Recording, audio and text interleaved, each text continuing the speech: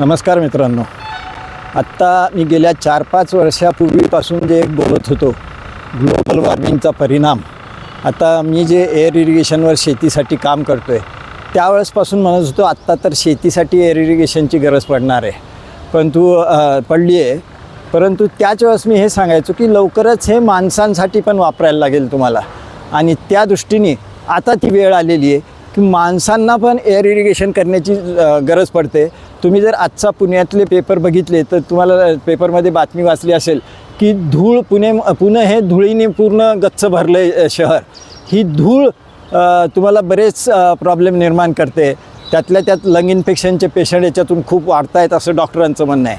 आता इथे हा धोका लक्षात घेऊन आत्ता मी जिथं उभं आहे ते अमराई म्हणून श्री नंदकिशोर राठी आणि त्यांच्या भावांचं घर आहे, हे त्यांची ही बाग आहे. इथे आपण 4-5 वर्ष आधीच आपण रेनगन लावल्या आणि हे सगळं कंट्रोल करायचा प्रयत्न केला की धुळीचं. तर इथे तुम्ही ह्या बागेतनं लक्षात येईल तुमच्या की एवढा आता सगळीकडे धुळीने माखलेली झाडं दिसतील, पण इथे अजिबात तुम्हाला धूळ दिसणार नाही किंवा इथल्या वातावरण आणि हवासुद्धा आम्हाला एकदम वेगळीच वाटते. वास्तविक बाहेर रहदारीचा तुम्हाला आवाज येत असेल, रहदारीचा रस्ता आहे, तरीही त्याच्यात काहीही तुम्हाला इथं प्रदूषण नाही दिसत. याला कारण इथे काय कारण झालं तर मी तुम्हाला दाखवतो आहे आत्ता की इथे आपण जवळपास 5 रेनगन बसवल्या, त्यातल्या 3 ते 4 आपण वापर करतायत. त्याचा परिणाम मी तुम्हाला दाखवतो आहे. बघा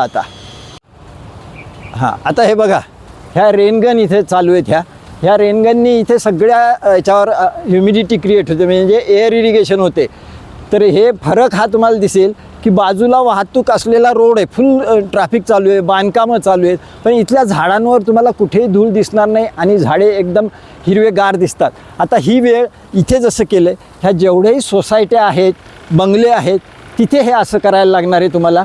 नाही अन्यथा धुळीचं इन्फेक्शन होऊन आपल्या माणसांना प्रॉब्लेम क्रिएट होणार. झाडांना आमच्या शेतीत तर झालंच आहे, पण सगळ्या माणसांना पण होणार आहे. धन्यवाद.